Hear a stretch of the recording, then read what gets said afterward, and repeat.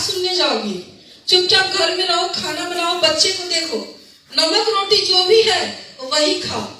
हम बोले कि सर हम लोग नमक रोटी खा लेंगे, लेकिन जिस बच्चे को हम जन्म दिए हैं हम उसको नमक रोटी कभी नहीं खिला सकते।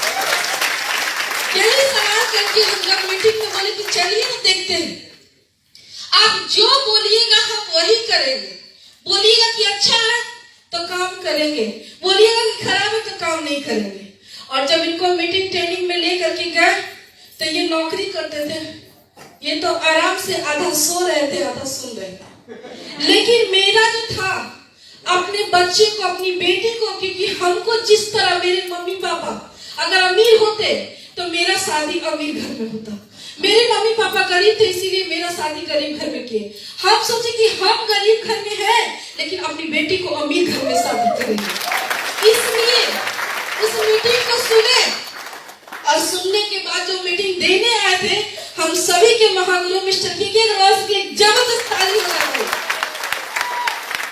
जो लेडीज अपने पति से 10 रुपया के लिए भीख मांगते थे, हम 50 रुपया के लिए पूरा डांट सुनते थे, कभी 100 रुपया का डिमांड कर देते थे और होली दीपावली के दशहरा के टाइम में अपने बच्चे को 15 साल तक नया कपड़ा नहीं खरीद के पहना है।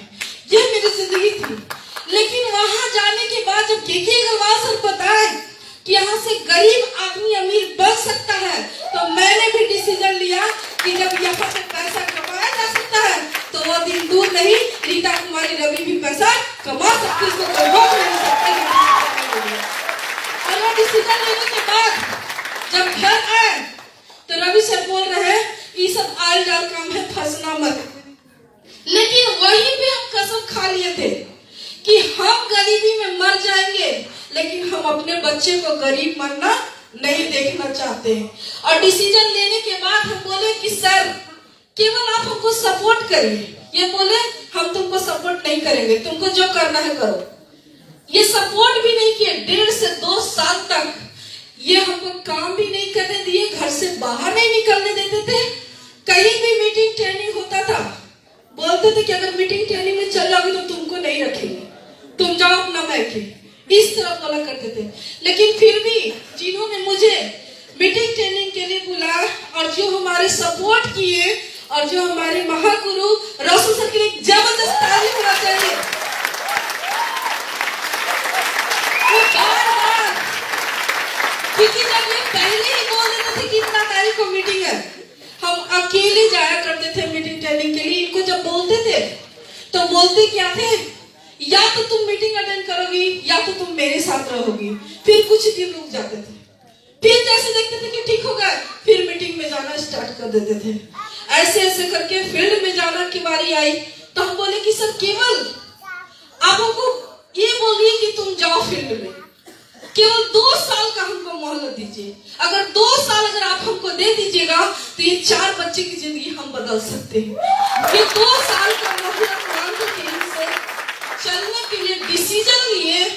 और जब डिसीजन लिए तो अपने मेरे 4 साल का छोटा सा बच्चा था, उस बच्चे को एडमिशन कराने के लिए भी मेरे पास पैसा नहीं था। अपने 3 बच्चे को जो एडमिशन करवाए थे वो मेरे छोटे वाले अंकल पैसा दिए थे।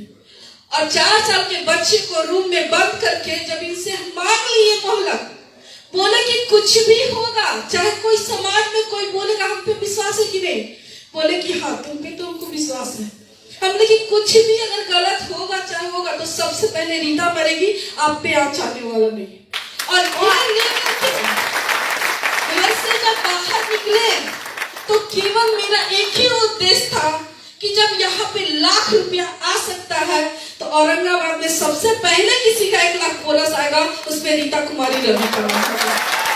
और जब डिसीजन लेके हम निकले और उसको पूरा किया और अपने 4 साल के बच्चे को रूम में बंद करके फील्ड करने जाते थे।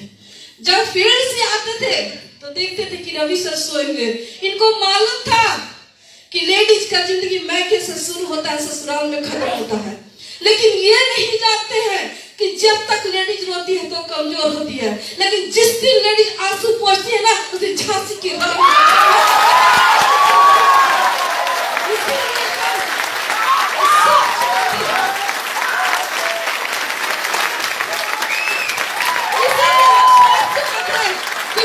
कोई रोकने वाला नहीं है। हम क्राउन एम्बेसडर की सोचे हैं, रवि सर जो बोले हम बोलने वाले थे क्या बोलिए, और हम ये वादा करते हैं कि एक रीता नहीं, मुझे तो 2 लाख आता है, अनपढ़ है, मैट्रिक पास है, लेकिन आने वाला कल मेरा एक ही मिशन होगा कि अपने जरिए 2 लाख लोगों को करोड़पति बना सके। यही मिशन लेकर हम देश से चलेंगे। और यहाँ पे बैठे हुए सारे जेंट्स लोग हैं, अपनी पत्नी को थोड़ा मोहलत दे करके देख लीजिए। क्यों? क्योंकि जब वो कपड़ा फीस सकती है, अपने बच्चे को संभाल सकती है, तो एक पार्ट टाइम डीएक्सन दिखला दो, क्राउन एम्बेसडर भी बन सकती है। और यहाँ पे जितने भी जेंट्स बैठे हुए हैं, अगर आज लाख रुपया आता है तो पत्नी को लाना मीटिंग में सीख लीजिए, 10 लाख रुपया महीना में आएगा। क्योंकि लेडी जितना धक्का खाती है ना, क्योंकि 100 रुपया के लिए ना वो मार खाती है, गाली सुनती है, फिर भी मिलने वाला नहीं है। और दुनिया की सारी खुशियां अगर डीएक्सन में मिलता है तो क्यों नहीं करेगी? किसी को भी समझने वाली नहीं है। इसीलिए बोलते हैं कि लेडी जब तक चुप है राज कर लीजिए, जागेगी तो पूरी दुनिया में डीएक्सन नंबर 1।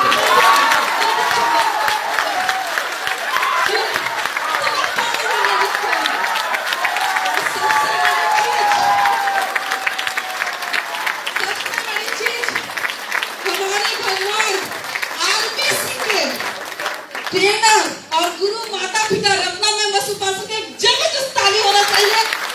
क्यों? ये गरीबों के मसीहा है। मुझ जैसी महिला जो 15 साल तक जब पानी जब घर में पड़ता था ना तो बाल्टी या गमला लगाया करते थे। जब वैसी महिला जब डीएक्सन में आगे बढ़ सकती है तो 95% लोग जो गरीब है आने वाला कल डीएक्सन से अमीर बनेंगे। इसको कोई रोक नहीं सकता है। और यही एक लास्ट प्लेटफॉर्म है। सब जगह तो बोलते हैं पढ़े लिखे लोग बनेंगे, अरे डीएक्सन में पढ़े लिखे लोग भी बनेंगे, डॉक्टर भी बनेंगे, इंजीनियर भी बनेंगे, लेकिन एक नौकर का बेटा राजा डीएक्सन में ही बन सकता है, डॉक्टर बन सकता है। इसीलिए समझते हैं कि यहाँ पे सब कुछ किया जा सकता है कब? जब ड्रीम होगा तब। मेरे पास दिल था, मेरे पास सपना था कि ये 60,000 रुपया से मेरा 4 व्हीलर कार नहीं आ सकता, ये 60,000 रुपया से मेरा घर नहीं बन सकता है।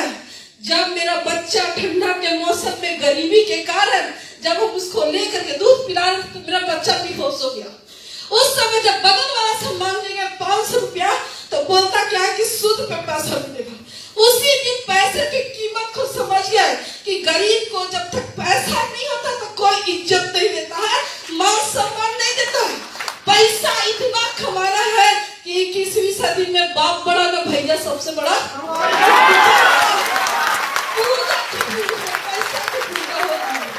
और वही चीज समझ करके हम यहाँ आए। और मेरा एक ही मिशन है, जो लोग गरीब को देख करके मुंह मोड़ लेते हैं वो गरीब डीएक्सन में काम करके राजा नहीं राजा बना सकता है। इसकी पावर है। और यही मेरा उद्देश्य है, मेरा सपना है, एक रीता नहीं हजारों लाखों रीता को पैदा करना। एक रीता नहीं रहेगी।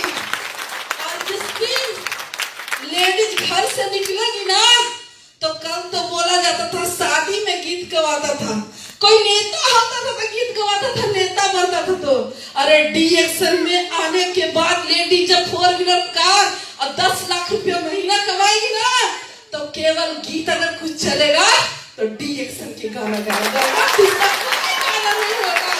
और आने वाला हर घर में डीएक्सन का झंडा लहरेगा और बोलेगा कि अरे आज बोलते हैं कि डीएक्सन वाला पागल है, आने वाले 2 से 3 साल के बाद जो डीएक्सन नहीं करेगा ना वो पागल हो जाएगा।